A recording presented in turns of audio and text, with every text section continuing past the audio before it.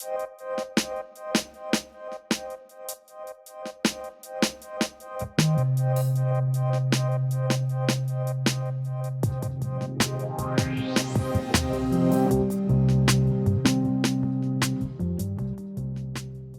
see ourselves as artists first.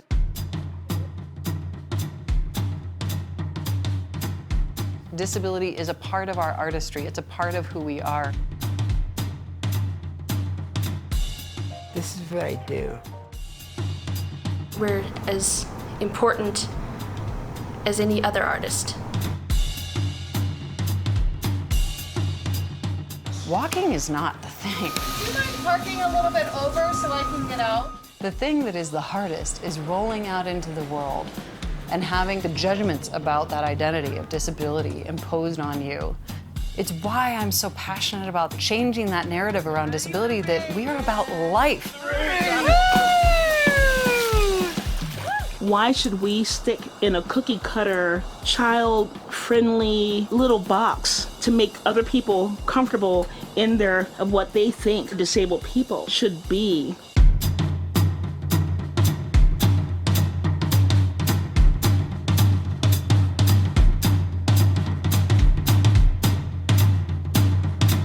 We're going to show the world that we are meant to be taken seriously. We have to do great. We gotta knock it out of the park, right? Think about that. We're gonna have a rockin' good time. Love each other, love the audience, and 1, 2, 3, set! First and foremost, we're actors, we're performers. People who see this film are going to realize why Regan was involved in the movie. But Brian, how did you get involved with this production? Well, I'm always looking for a good story. I'm a sucker for a good story like you. And you know, I saw the raw ingredients, as it were, for a great story. And Regan and I became friends through some other work that we had been doing together, kind of on the educational front. Going to a couple of family shows, it just seemed like, boy, there's something really genuine here that is untapped. And so, you know, from that kind of quality, I guess there's just like really great material, really great characters, really great people, and frankly, a great story that had, at least in my experience, had not really been told that much, at least not in film. Mm-hmm. Yeah, it's very interesting. Regan, for you, you know, getting into this, I've never experienced a film, had the pleasure to talk to somebody who's directed themselves directing something while they're directing something. It's kind of interesting, and I'm kind of curious how, from your perspective, and how that worked, and how much, you know, I mean, obviously Brian being there helped a tremendous amount, and you guys were probably leaning on one another in a lot of respects. But I'm wondering how much of the director hat in the film did you wear opposed to the director hat in the play? Yeah, well, it's very meta. I mean, it's like layers, and but yeah, Brian took a lot of that weight off during the process, because, you know, anyone who's done a theatrical production knows, like, it's constant multitasking anyway, you know, and kind of putting on different hats, and so yeah, I mean, we would, you know, we kind of talked before we started into the production process for the show, and kind of mapped out a general idea of, like, okay, where do we think we should be? Obviously we want to be at auditions, obviously we want to be at callbacks, and then, you know, we'll kind of keep it up in the air as we go through the show. And just, I mean, and having worked with Phamaly, the company in the movie, for a long time, you know, I had total faith that, like, there were going to be all sorts of things happening and going awry, and you know, there's never a dearth of exciting things going on during a production, much less a production where you have 25 plus people with all different types of disabilities and all different types of things. So we kind of mapped it out, and then, you know, just Brian came as much as possible. And then once we had kind of gotten all the footage, that's where, you know, especially because it was kind of this cinema verite style, we didn't know what we were going to end up with. And then obviously some very unexpected things. In case anybody hasn't seen the film and they're watching this, I won't say what happens with one of our main characters. But, you know, there were some things that happened that we had no no anticipation of happening. Then, Brian and I sat down and just started stitching the narrative together once we had all the footage. So it was definitely challenging. I mean, the breakdowns that you see in the film are real because it was quite overwhelming through the process, but we made it. You bring up what is one of my favorite things to talk to documentarians about, and that is the interesting thing about a documentary. And Brian, you've done quite a few of these, so I imagine for you it's even more exploratory. But the idea of a documentary is that you have an idea of what you want to capture, and you capture as much as you can of that. You do some interviews, you get as much footage as you possibly can. But then somewhere around the time period, either while you're filming, what you're editing, this thing is like a fire. It breathes a different life. It breathes its own way, and it changes on you. And as a documentarian, you have to kind of pivot, or you have to kind of go with it. And I'm kind of curious, when did you guys reach that point? And was it something that you were not expecting that it happened that made this film possible? Well, I would say yes and no, because the yes is, a lot of unexpected things happened. But, for me, that's kind of one of the great joys of working in this craft, is that you come to expect that. You count on it, actually, in the process, and you hope that happens, because I've always looked at documentary filmmaking as kind of a more of a journalist's approach, which is you go where the story takes you, and you're there to document the story. You're there to capture the story as it unfolds, but your job is to kind of recognize where the story is, and then just make sure you're there rolling on it to capture. And we found a couple of really unique and authentic moments in the film that really captured, I think, those very real moments. One of the I don't know, because as I get older, and I become less and less patient to sit and watch things, I have adopted this "don't tell me, show me" attitude type of a thing. And one of my pet peeves is, and I'm guilty of it myself through several films, is just talking heads sitting and talking about their experiences. Has a place here and there. More and more, I'd rather not just sit and watch somebody tell me about something. I want them to show me that, just don't tell me about it. Show me what happened. So for me, it was very important for me to be there, to be present in the room, be present in the rehearsal space, backstage, those kind of places as these moments were unfolding. I mean, it was a pretty good calculated risk that there was some shit that was going to go down. Yeah. And happened to be at the right place at the right time with the right people, then chances I'd be able to capture lightning in a bottle. And I feel like there were a couple of moments in this film where that really paid off from a filmmaking standpoint. I mean, it really came out in the edit, I think. Yeah. Those moments really reveal themselves when you're watching it in the edit room, and you're witnessing. It's one thing to talk about people with disabilities talking about their disability and talking about deal with this and they deal with that, and this is their experience. But it's another thing to just actually show them. For me, one of the most powerful things is just watching the movement of, like Regan said, all these different cast members all coming to the stage with different challenges, both physical and cognitive, and watching them all move in this theatrical space in a different way, but yet coming together in this cohesion to make this beautiful production of a major musical. That's pretty amazing to me. When you really, there's a conversation Regan and I had recently. There was a comment that came back from a programmer that wasn't really interested in the film, honestly. And they said, well, it just wasn't all that compelling, or it wasn't as compelling as we'd like to see. And Regan had the greatest comeback. She said, well, we make it look easy. Nice. You do, because it's anything but.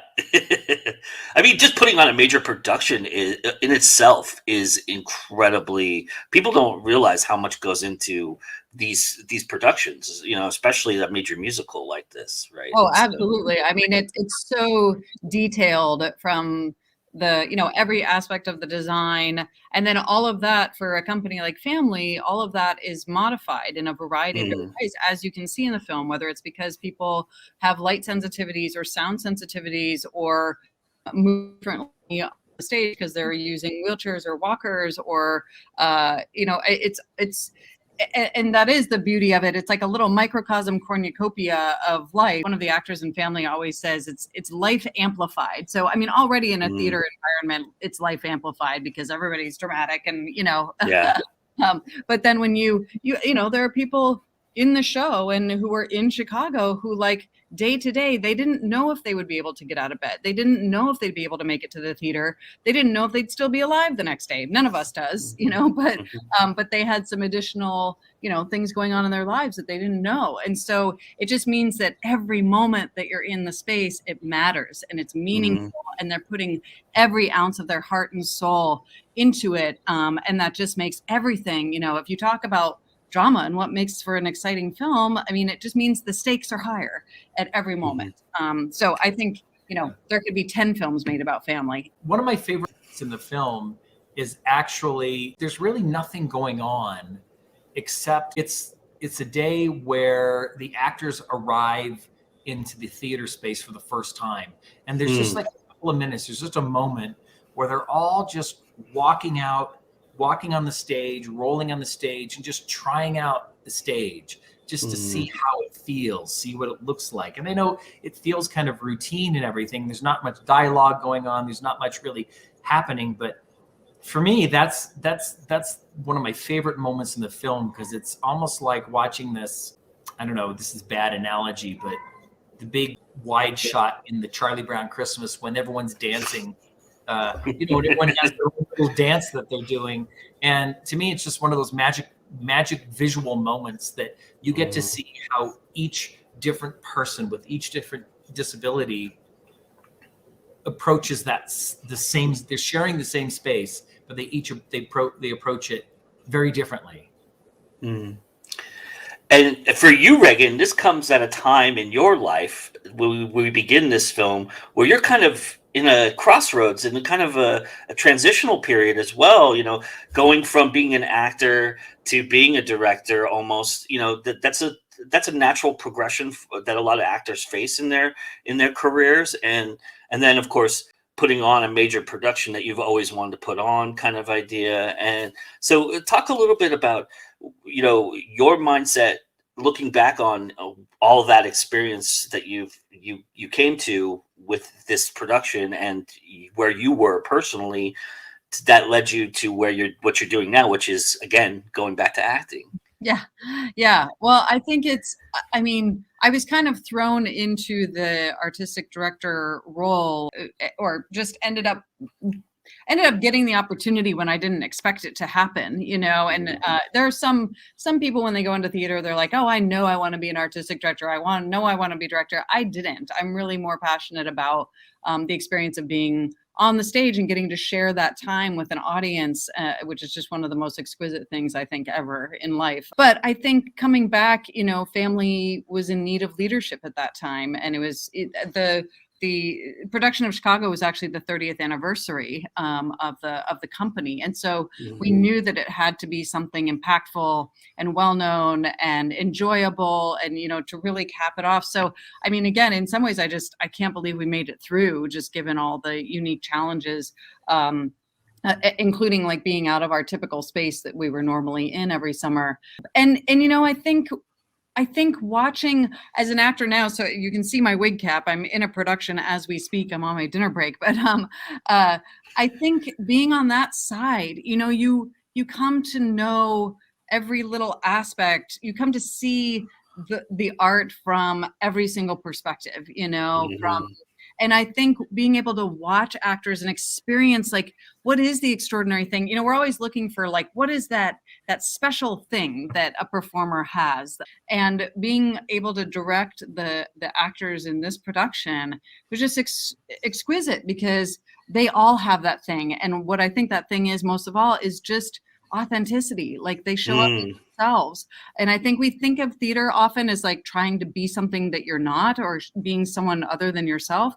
And I actually think my own approach is that you have to bring some measure of yourself to whatever character you're playing, and some other measure of your life experience, because otherwise it's just fabricated, and that's not that interesting. So I think I'm trying to employ that as I go back onto the stage now, being able to sit in myself a little bit more and think, okay, how much of Regan am I bringing to this? And then, you know, where do the other souls in this character world interact? But yeah, but I love performing. I think it's, as I say in the film, it's the greatest experience of empathy, where you have however many people in the audience whose hearts are beating and their minds are racing, and they've had their experiences throughout the day, and yet then they all sit down together for this like sacred space of an hour or two. And especially in this, you know, COVID world, we just don't get that very often anymore. And so it's special. Did directing give you a different sense as an actor? Did you feel like you had a new dimension because you took this on and directed this? Even directing the movie, but directing the actual production, do you feel like as an actor you grew so much from that experience? Absolutely. I mean, because, you know, as an actor, you don't know what you have, maybe a sense of what you're doing, but the director and the designers and the other people in the room are that mirror for you, and you have to be able to trust them to give you feedback. And so I think it's a very humbling experience, because you realize there's a great deal of trust between a performer and a director. You need to be able to look to them. An actor needs to be able to look to their director to just reflect back, and not in a shitty judgmental way, but just oh, here's what you're doing. I don't know if that's right in line with, you know, what this character is in the middle of, or whatever. So I think it's just it makes you a little more humble and willing to accept, you know, the direction of somebody that you trust, which I think is just, again, that's something that is really special, that if you can find in the performing world, it's great.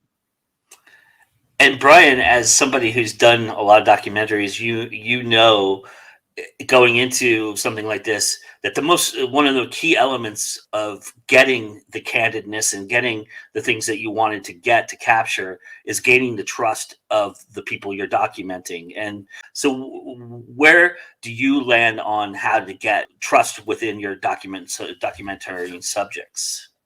Well, I think Regan and I were really upfront with the cast and the crew from the beginning, and we checked in with them throughout the process. We let everyone know at the very beginning, even at auditions, during that first round of auditions, the catalog that you know, your audition is being videotaped for a potential film, and you know, we didn't know what the film was going to be then, but people knew that they were being videotaped, you know. And I had been around a few family shows, so I was familiar to a few folks there already. So I think that helped. But I just think it's a matter of being respectful, but just knowing that you're there to do your job. And your job is to just capture as honestly as possible and as unobtrusively as possible, you know, what's actually happening in the room. You know, we had something like 80 hours worth of footage. Yeah, sure. There's a lot of really great moments that didn't make it into the film, you know, but there are moments that are uncomfortable, but you know that you've got to get over that. And you've got to get over the intimidation of, am I going to be making someone uncomfortable? Yeah, you probably are, but this is important. This is an important moment. You know, there was at no time where we're out to do like a hit piece on anyone. You know what I mean? This is not a gotcha journalism kind of a thing where we're trying to catch someone doing something naughty or deceitful or whatever. And I don't think I'd ever make that kind of a film anyway. But there are moments where you know, you capture things where people would probably rather a camera not be there, but you've got to kind of go over the process in your head and make sure what you're doing is honest and there for the greater good of the film. And in the end, I think we did a very respectful job of showing things as they happened without trying to demean or undermine anyone's character or you know, place in the. And believe me, Regan and I mean, Regan speak to this. We had a lot of discussions about this. We had a lot of discussions about how far to go, how far not to go. There was a discussion about a couple of cast members who were up for the same role, and there was a conversation between the table of whether this person would be better, that person would be better, and for various reasons, you know, we decided that there was a lot of that conversation that just wasn't necessary for the film to be able to tell the story, make the point in an honest way, but not in a way, you know, things are always said off the cuff in a way that are, you know, maybe they don't come out quite right, or they don't sound right when you actually listen back to them. You know, God knows that I say stuff every day that I sure hope no one's recording, because if it came back, you know, it would sound really uncomfortable. Like, did I really say that way? At least that's what my wife tells me, or my teenage kids tell me. Do you want to speak to that a little bit, Regan? Yeah, I mean, I think when we went into this film, you know, the company Phamaly is called that for a reason, because the founders wanted it to feel like a family and a community of folks where it would always be supportive. Not that it's always, you know, happy or easy or saccharine, but supportive and loving. And I think in making this film, we wanted to be honest. We wanted it to be raw and truthful and real, but we also wanted to feel like we would leave the film with every single person in it feeling good about how they showed up in the film, and with us feeling good and feeling like Brian said, we aren't out to, you know, expose anything. If anything, we're out to uplift this amazing community. So I think just having that as our kind of North Star throughout the process was good, because it helped us in making some of those difficult decisions, you know, which way to go on some of those private moments that, you know, you question whether they're going to actually serve the film or not. Did you both look at Slamdance and what they've done in the past history to recognize own voice filmmaking and you know, telling narrative stories within the context of narrative stories, and not just, you know, pity parties and you know, exposés, as you mentioned? Did you look at Slamdance as one of those key factors for you in submitting to them? Did you feel like they were somebody who you felt like would understand what you were trying to purvey in this documentary? I think so. I mean, you know, Slamdance, it feels, I think, for us as like a very micro budget film that was trying to do something that wasn't, you know, again, we weren't putting anything onto this film or trying to build it for shock value. It was really about, it was a true documentary, as Brian was saying, you know, with his news background. It's like you're there to give the most honest story you can about this community, and humans are always interesting. So I think we don't need that shock value a lot of the time if you're really just capturing those moments of vulnerability and truth. So yeah, and Slamdance felt like a really great fit for that. Honesty, we thought we were just shotgunning it out, and you know, maybe we're swinging above our weight trying to get dance, frankly. And this came as a huge and welcome surprise, but I gotta say, it you know, it's still a little numb, understanding that we've gotten into this festival. So, you know, yes, I'm still in a little bit of disbelief myself. What do you love about indie film? What is it about indie film that you think captures your soul, or does it? I mean, I guess for me, it's kind of that same principle. You know, it's when you think of storytelling and what are the extraordinary, why do we tell stories, right? You go back to, I mean, throughout thousands of years, and human beings probably back to Neanderthals, like telling stories in different ways. We do it to make meaning, and therefore it doesn't have to be a $35 million budget. It doesn't have to have a bunch of special effects. Those are all very interesting, and I'm glad that film has continued to experiment with all these new ways of making film. But sometimes it's truly just about some cool people, and again, like being able to capture those behind the scenes moments, which is why the metaphor of theater is so great, where particularly a community of people like those with disabilities who are so stigmatized in so many ways, and still represent a lot of fear and misunderstanding in society. And, there are all sorts of judgments about how they show up in society, how they participate, and therefore to just be able to lift the veil a little bit. I mean, I think that's what indie film does well, where it's Nice. You're letting the story drive you, not other factors. You're letting the humans or the subjects drive you. And it's really, I guess I see it as, if you come at it from a place of curiosity about all the wonders of the world, and if you're willing to follow a particular thread of curiosity, that's what I think indie film does well. Nice. Yeah, I agree with all that. I think we lived in a very well, as the streaming industry matures, we're finding what has happened throughout the ages in our industry. Things become more well coiffed, I guess, and more crafted, I guess, or to fit into a certain. I mean, we saw it.